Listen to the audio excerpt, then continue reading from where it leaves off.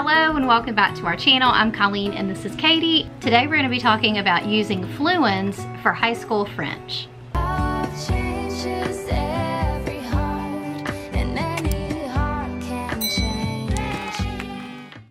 Alright, so several of y'all have asked us to do a review of Fluenz and how we used it for high school French. So this video is going to be a little bit different. So I'm going to be doing like a Q&A with Katie to just kind of ask her opinions. She's been the user of Fluenz. I just don't know nearly as much about it because it's something that she really does completely independently. And then what I'm going to do is show you on my computer screen how Fluenz works. The first thing I want to mention is just how we used it and kind of how it's set up, and then we'll get into her experience with it. So Fluenz is actually 5 different levels. However, the levels are fairly short. I think there's 30 lessons in each one. And so we were advised by Fluenz and also by our accountability group, which is something you have to join if you homeschool in South Carolina in order to homeschool legally. So both Fluenz and our accountability group, which we use, is called SCAYS. They advised us that those 5 levels of Fluenz would actually equate to 3 years of high school French, which was perfect for us because at the time when we started Fluenz, Katie was a sophomore and we wanted to do 3 years of French if we could, just to finish out foreign language for her high school. So the way that worked is basically having 30 lessons in every single level allowed us to do 50 lessons per year.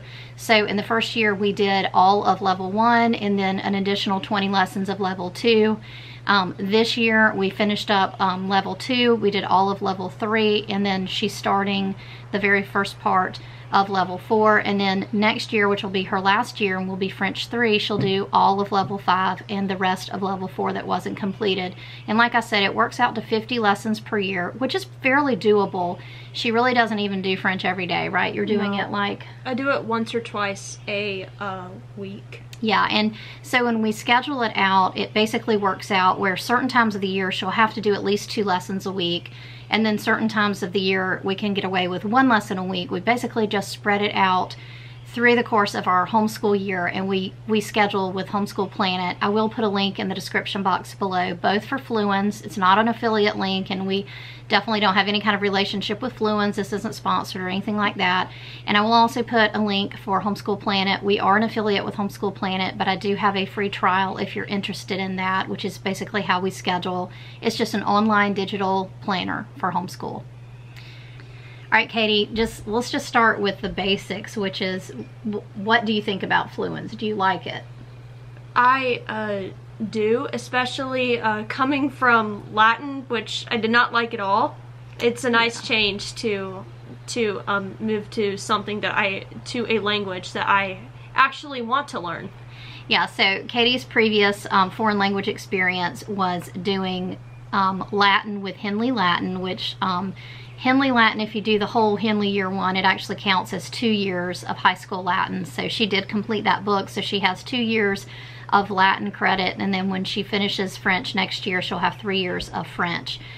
She did not like Latin, did not want to continue, so we just made a deal that, okay, pick another language that you really want to do.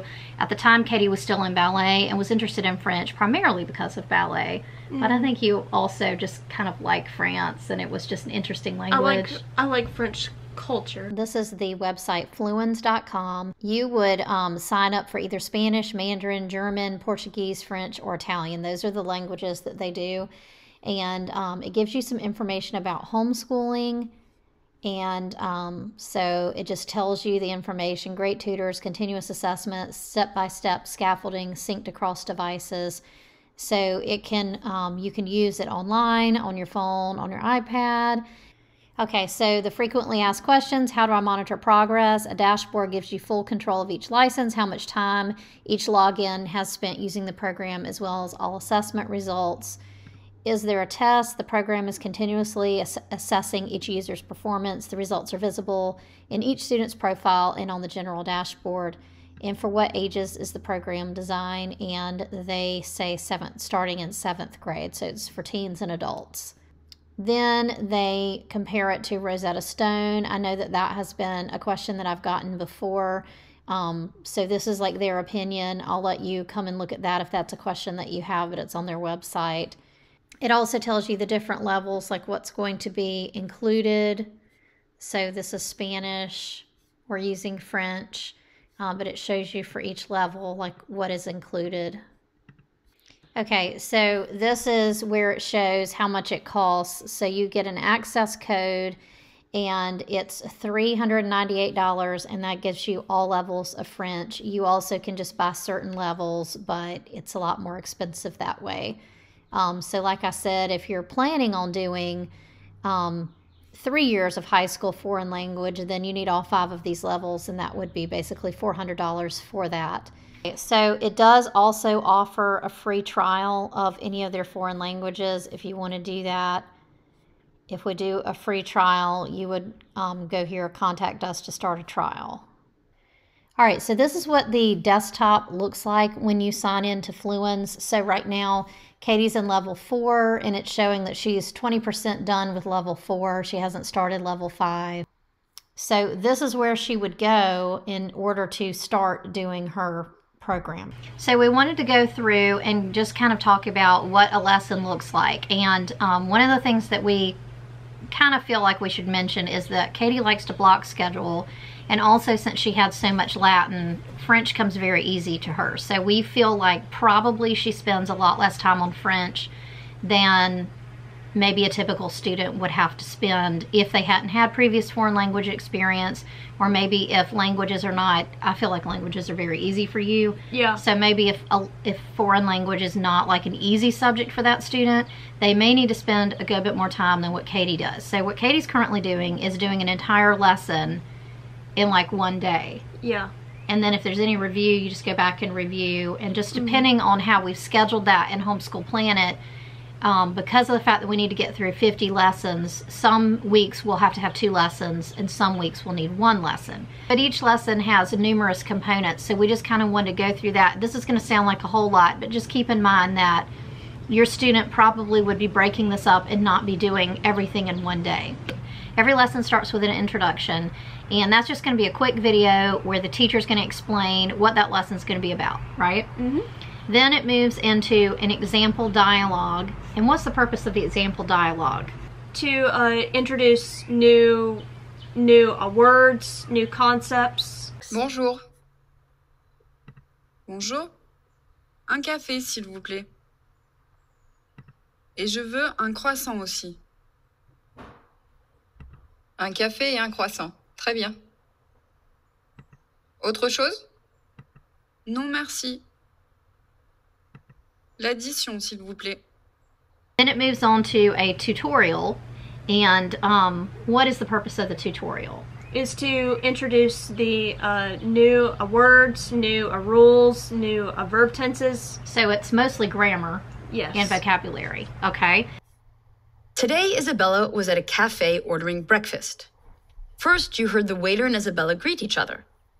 Bonjour, hello, or good morning. Bonjour. Un café, s'il vous plaît. Un, a. Café, coffee. S'il vous plaît, please. Literally, this expression means if it pleases you. That's how we say please. S'il vous plaît. Note how A plus I sound. Plaît. And remember, the final consonant of a word is silent. Plaît. So then there's going to be some drills and activities. The first thing's going to be the vocabulary drill. French to French, pretty much. Okay, so you're going to listen to words in French and repeat the words in French. Un, le, une, la, je veux, il veut, vous voulez, elle veut. The next thing is going to be the vocabulary matching activity.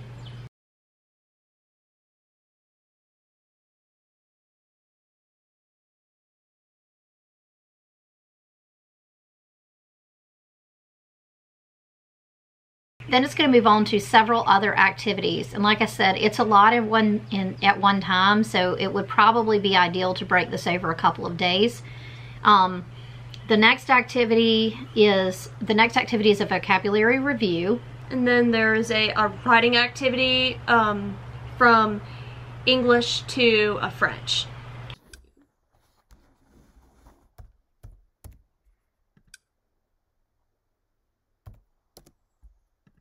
You also can press the answer button at any time if you don't know the answer, and it will show you the answer.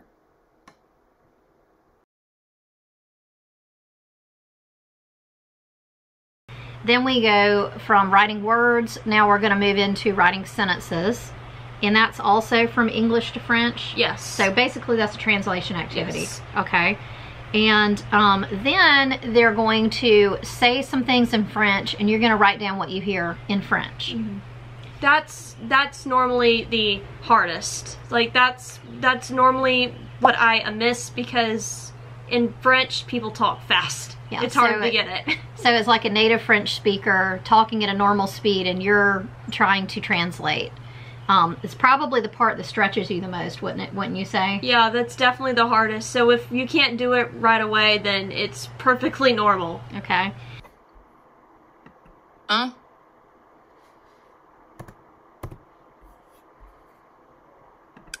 Le, une, and then there's going to be another a vocabulary matching activity. But this time with more complex sentences. Okay. And then another vocabulary drill. Where you listen to sentences in French, you repeat them in French. So you're just saying them out loud. Obviously there's no one there to hear you, but it's just practicing actually speaking the language.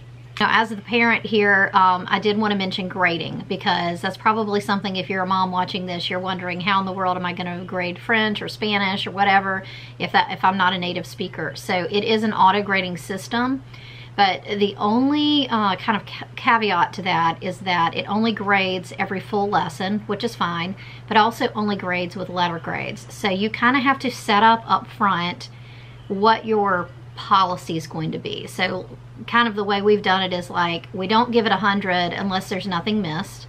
Okay, so if there's nothing missed, it's literally perfect, then we would put in a number grade of 100. We put our grades in Homeschool Planet.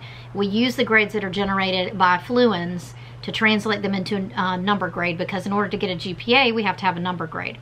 So, and then if it says like an A and she knows that she missed something, we just keep that as a 95, just kind of like a middle A.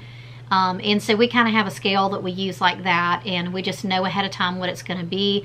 That way it's consistent all the way through, because it really is important for a grading scale to be consistent. Mm-hmm. Also, you could do honors projects. What we usually do to make this an honors course is, obviously she has to complete the whole course, you know, whatever's scheduled for that year. So those 50 lessons that were scheduled for the year. And then in addition to that, we do honors projects. So the first year she did a very detailed, she did a report on the culture of France. It was like a cooking project. It was a research paper, and then she had to present it. So it was a pretty substantial project. This year what we've done is 2 translation projects. So we found online where we could access some of these. I'll link these in the description box below.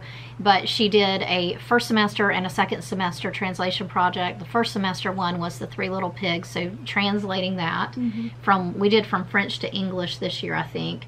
And then we're also going to do Chicken Little, I believe, is the one for the second semester. So that was a little bit more, it was a little bit less overall work, but it was harder level work than her year 1 project. So those are some examples of things that we've done for honors projects. So you, at this point, Katie, you completed Fluenz French levels 1 through 3, and you're in level 4 right now. So that's, you know, I mean, you're getting close to the end of it. So what do you think about it? Like, what's your overall opinion of it? Well, it's fun. It is a lot of work, especially for a body that doesn't have past foreign language experience. It is one of my more fun classes. So this is a different type of course because it presents the information like you're going to be visiting France, as if you're really going to actually learn to speak the language, versus more of a translation type grammar-based course. Although there is translation, there is grammar and all that, but like, you know, we're coming from Latin, so it's a totally different experience. It's more of an immersion into French than just a sort of kill and drill type of translating type of thing. So that's probably why you like it more, I would think. Yeah.